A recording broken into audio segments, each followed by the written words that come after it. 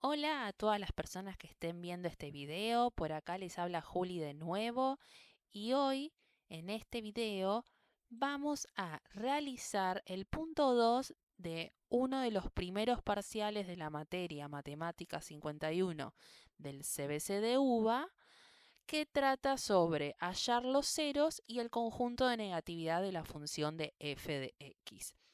Entonces, lo primero que nos conviene hacer es ver qué tipo de función voy a trabajar en este ejercicio.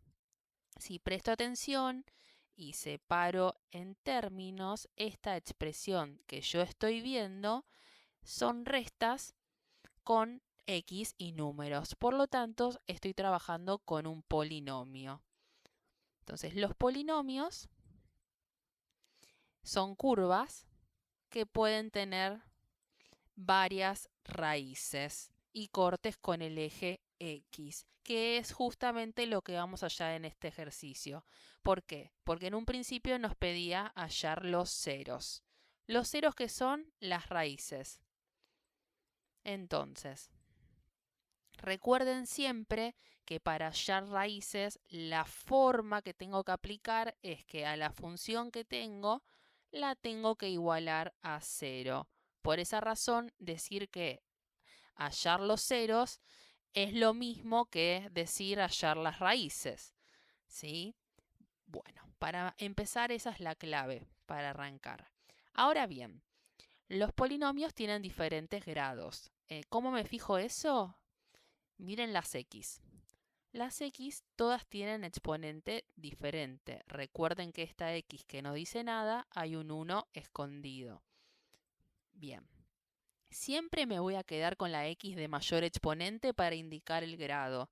En este caso, la mayor es la primera que aparece, que es x al cubo. Por lo tanto, eso nos indica que el polinomio es de grado 3. ¿Y qué otra data nos puede arrojar saber esto?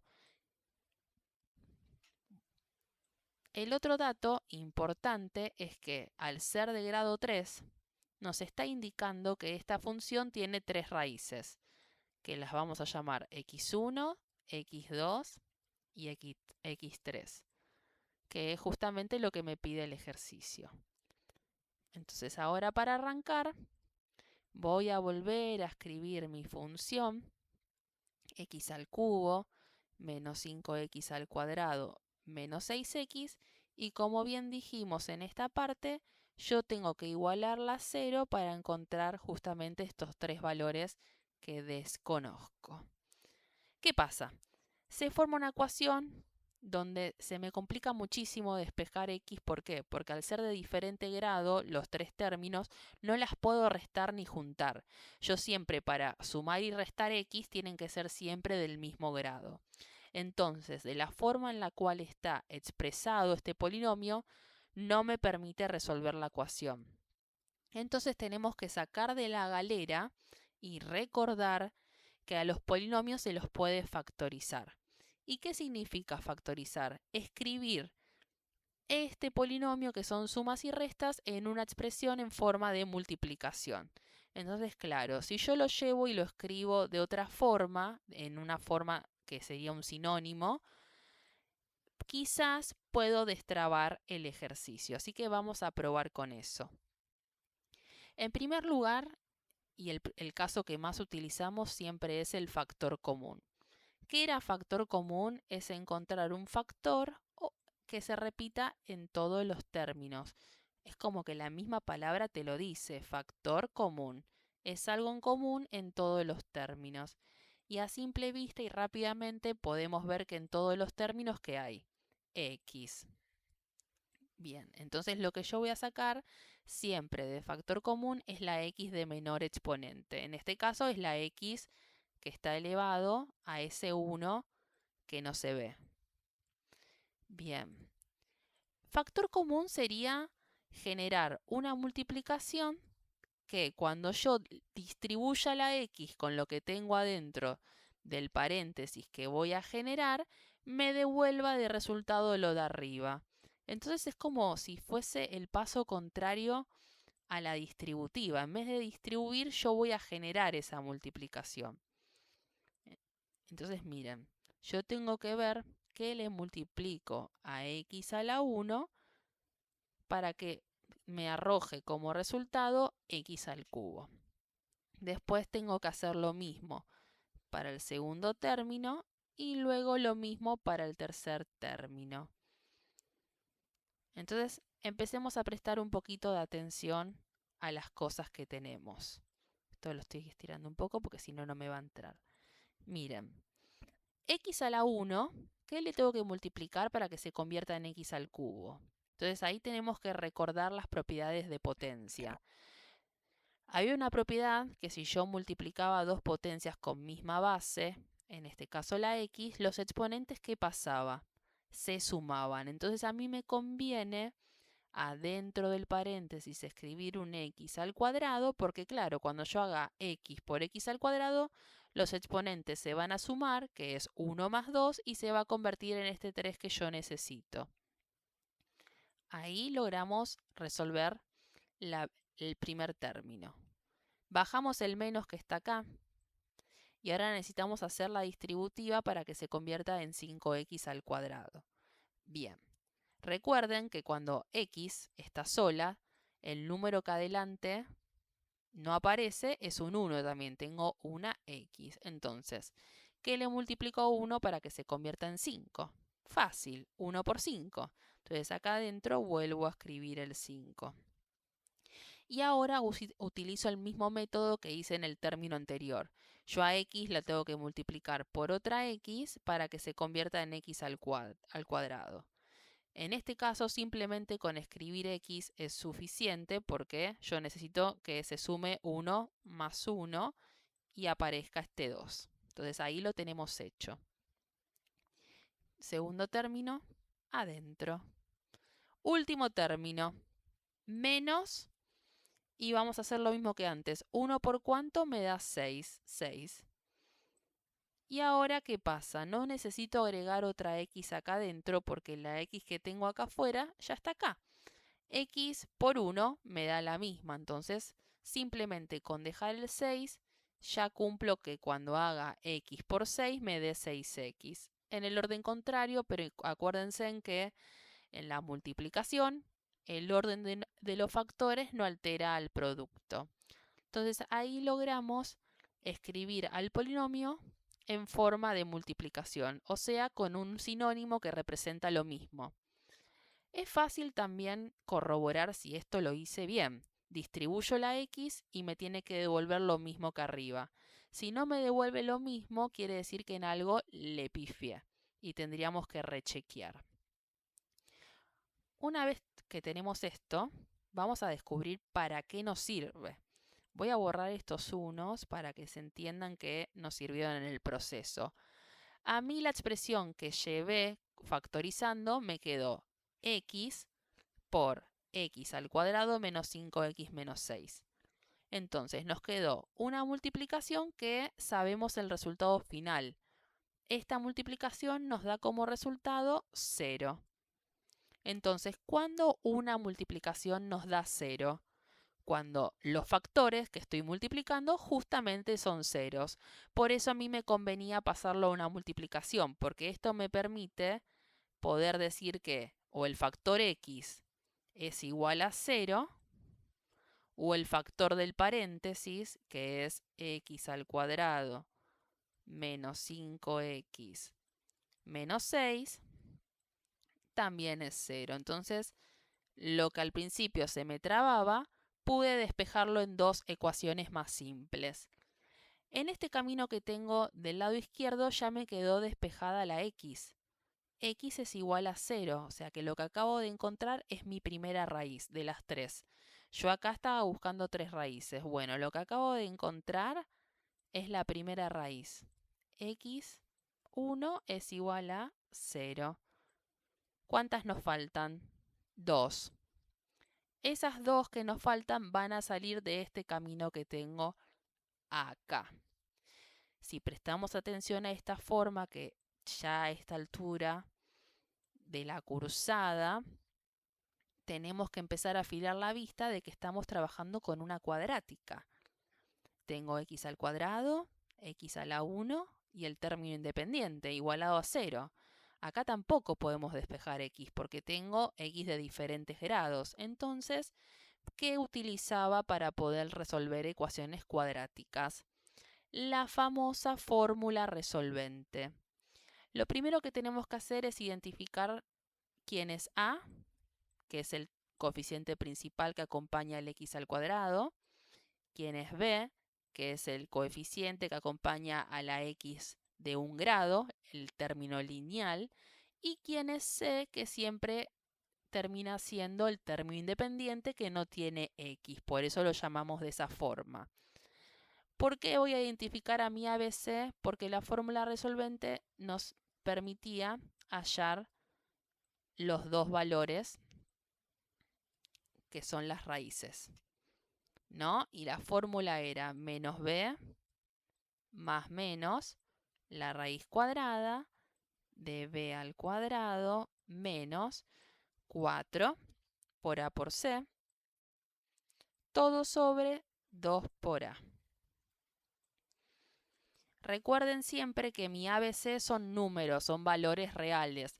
En la fórmula no ingreso las x que acompañan, que eso es un error que a veces aparece mucho. Entonces, una vez que yo puedo identificar quién es A, quién es B y quién es C, lo reemplazo en esta fórmula resolvente.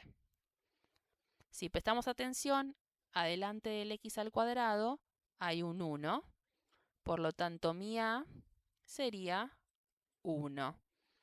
Mi B sería el menos 5, siempre tengo en cuenta el signo que tengo. Y por último, mi C sería el menos 6. Así que tengamos cuidado con el tema de los signos en estos ejercicios. Muy bien, una vez establecidos estos tres valores, reemplazamos. Vamos a la fórmula y vamos a poner menos B, que sería menos, entre paréntesis, menos 5. Tengo que tener cuidado con el menos que viene en la fórmula. Más menos la raíz cuadrada, entre paréntesis, de menos 5 al cuadrado, menos 4 por a, que es 1, por c, que es menos 6. Ahí estamos. Todo sobre 2 por 1, que sería 2 por a. Siempre recomendación mía, para no hacerse lío y tener un control de las cosas que hago en la calculadora, por favor háganlo despacio, no se apresuren, si necesitan separar en términos, háganlo. Es preferible tardar un minuto de más que no ver dónde está el error. Entonces fíjense, primero, en la primera parte aplicamos regla de signos, menos por menos es más, por lo tanto nos va a quedar 5 positivo, más menos la raíz cuadrada de adentro, tenemos que separar en dos términos, por un lado la potencia y por otro lado la triple multiplicación, que nos va a quedar menos 5 al cuadrado es 25 positivo. Y acá nos va a quedar menos 4 por 1 es menos 4. Por menos 6, lo que hace que este signo, menos por menos, se transforme en positivo y nos va a quedar 24.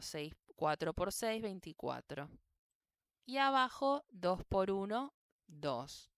Entonces miren cómo, haciéndolo despacito, puedo visualizar mejor de dónde sale cada cosa. Si no nos apuramos, vamos genial. Ahora lo único que nos queda por hacer es la suma dentro de la raíz, que 25 más 24 nos da un total de 49. 20 más 20, 40, 5 más 4, 9. Bien. Y ahora, ¿qué hacemos? La raíz de 49, que es 7. Todo esto lo pueden chequear en la calculadora y lo pueden ir haciendo al mismo ritmo que yo. Entonces, ¿qué pasa? Una vez que llegué a tener estos tres valores, me van a abrir en dos opciones, una con suma y otra con resta. Entonces, esto me va a quedar por un lado 5 más 7 dividido 2. Y por el otro lado, 5 menos 7 dividido 2. Qué feo que me salió ese 5, mil disculpas. Ahí está. Ah, peor.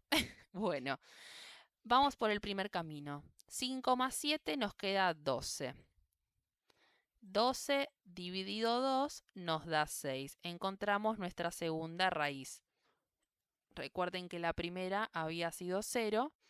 Acabamos de encontrar que mi otra raíz es el número 6. Nos queda la última,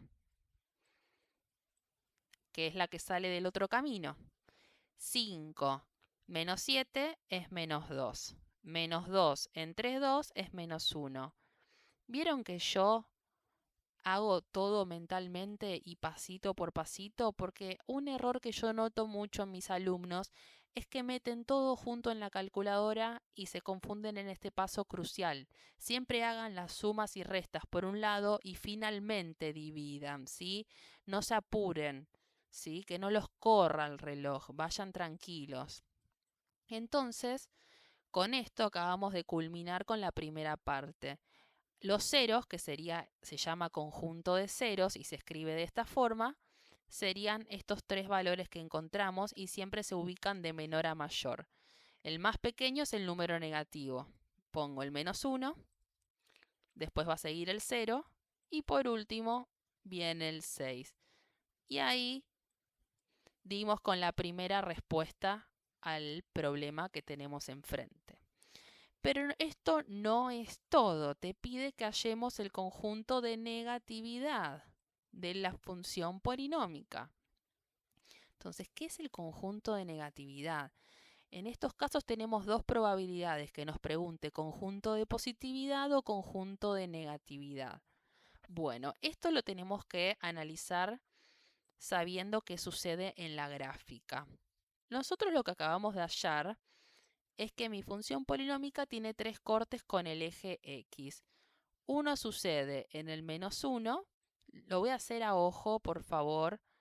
No hago una escala exacta, hago que lo hago a simple vista más que nada para que ustedes puedan visualizar qué está sucediendo.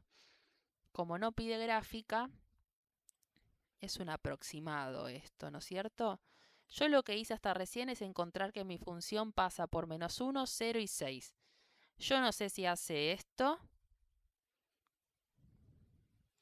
o no sé si hace esto. Lo voy a hacer con otro color para que se note. Lo voy a hacer con amarillo. O si hace esto. Yo simplemente sé que mi curva, la polinómica, corta en menos 1, 0 y 6. Y tengo dos posibilidades siempre. Que venga de arriba hacia abajo o de abajo hacia arriba como sucedió acá. Entonces, como yo desconozco eso porque a mí no me pide graficar, todavía no sé dónde puede estar el conjunto de negatividad y de positividad como pide el enunciado. Pero antes que eso, tenemos que recordar que es el conjunto de positividad. Supongamos que esta es mi curva.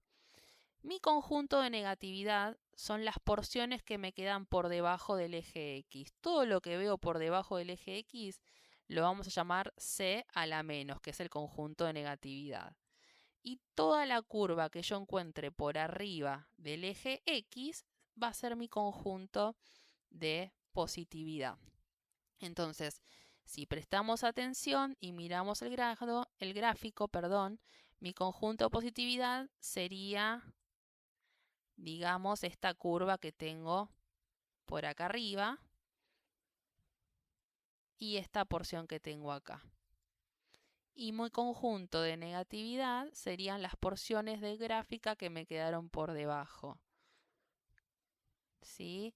Y todo se parte y se divide en base a los ceros. Por ejemplo, en este caso, mi conjunto de positividad, ¿de dónde va? Del menos 1 al 0 y luego de 6 en adelante, o sea, hacia el más infinito. Y el negativo viene desde el menos infinito por acá abajo hasta el menos 1 y luego entre 0 y 6. Entonces nosotros lo que tenemos que averiguar es cuál es el conjunto de negatividad de esta función. Yo como no sé si tiene esta forma o la que había dibujado anteriormente, tengo que descubrir esos intervalos, si está por debajo o por arriba del eje X. Entonces, lo que vamos a hacer se llama Bolzano. Bolzano, ¿qué nos dice? Vamos a hacer la recta numérica del eje X y vamos a descubrir justamente esos intervalos entre las raíces, si están por arriba del eje X o por debajo, para que más que nada no tengamos ni tengamos la necesidad de hacer la gráfica que necesitamos y requerimos de más información. Entonces, ¿qué hacemos? En la recta numérica ubicamos a las tres raíces que ya averiguamos anteriormente. Estaba el -1, y voy a hacer una línea puntiaguda acá. Tuki, tuki, tuki, tuki, tuki. Estaba el 0. Tuki, tuki, tuki, tuki, tuki. Y estaba el 6. Entonces, fíjense, se me formaron 1, 2, 3, 4 intervalos entre estos valores. Lo que está a la izquierda del -1 es el intervalo que viene entre menos infinito y llega hasta el -1, hasta esa raíz. El intervalo que tengo acá en el medio viene de de -1, iba a decir menos infinito, hasta el 0. Este intervalo que tengo acá se genera entre 0 y 6. Y este intervalo que tengo al final se genera entre 6 y se va hacia el más infinito porque no hay un fin. Entonces, ¿yo qué voy a hacer? Voy a elegir un valor que pertenece a cada uno de estos intervalos. Por ejemplo, si yo elijo un valor entre menos infinito y -1, voy a elegir el -2. No me voy a complicar la vida con la elección tampoco. ¿Sí? Bien. Ahora bien, vamos a... Ahí. Quiero prestar atención que se vea bien en la pantalla. Ahí estoy verificando. No me quiero quedar corta con Bolzano, sino hagamos una cosa. La voy a correr un poquito más allá porque me di cuenta que me estaba quedando cortada la línea recta. Bien. En este intervalo elegí al -2. Bien. En el intervalo entre -1 y 0 voy a elegir a -0,5. Nunca puedo elegir los extremos porque los extremos justamente son raíces y me devuelven 0. Por eso se llaman ceros, ¿sí? Tengo que elegir un valor que esté dentro del intervalo. Entre 0 y 6 voy a elegir al 1 y entre 6 y más infinito voy a elegir al 7. ¿Qué voy a hacer con estos valores? Los voy a reemplazar en mi función principal, que mi función principal era f. Entonces voy a hacer f en -2, f en -0,5, f en 1 y f en 7. Y lo que me va a importar a mí no es el valor exacto que me da, sino si el resultado es positivo o negativo. ¿Por qué? Porque si a mí me dice que, por ejemplo, en f-2 es positivo, quiere decir que está ese punto ubicado por arriba del eje X. Por lo tanto, este intervalo va a pertenecer al conjunto de positividad. A eso se refiere más que nada. Entonces, ¿qué vamos a hacer? Vamos a agarrar a la función, la copio y pego para no confundirme, y voy a hacer primero f en -2. Entonces, ¿esto cómo me va a quedar? -2 al cubo menos, ojo con los signos, 5 por -2 al cuadrado menos 6 por -2. Si están cancheros, lo pueden hacer directamente en la calculadora. Si no, tengan mucho cuidado porque hay demasiados signos y hay potencias. Así que yo, desde mi lugar, les aconsejaría que hagan término por término. Entonces, en el primer término me va a quedar -8. Acá voy a hacer primero la potencia, que me da 4. Y acá menos por menos más, que me da 12. Yo siempre prefiero tener un control en la visión y no meter todo en la calculadora de una y no identificar dónde me confundo. Entonces yo soy más de ir paso por paso para que ustedes también lo puedan ver. Bien, si yo separo en términos, simplemente me queda por hacer la multiplicación. Me queda -8 menos 5 por 4, 20. más 12. Y esto, si yo hago las restas, me va a dar un número negativo, que es lo importante. Menos 8 menos 20 es menos 28, más 12 me quedaría negativo el resultado. Lo pueden chequear en la calculadora. Entonces lo que acabamos de descubrir es que en el intervalo que está a la izquierda, entre menos infinito y menos 1, mi función se encuentra por debajo del eje X porque me dio un valor negativo. Por lo tanto, acabamos de confirmar que este primer intervalo pertenece al conjunto de negatividad. Así sucesivamente vamos a seguir reemplazando en cada uno de nuestros valores. ¿Sí? Vamos a hacer en f en menos 0,5, f en 1 y f en 7.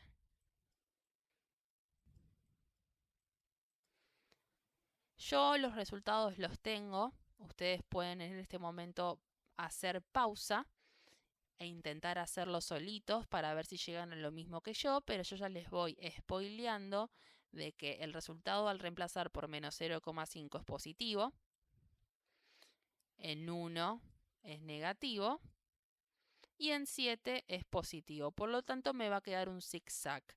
Me va a quedar que este es positivo, este es negativo y este es positivo.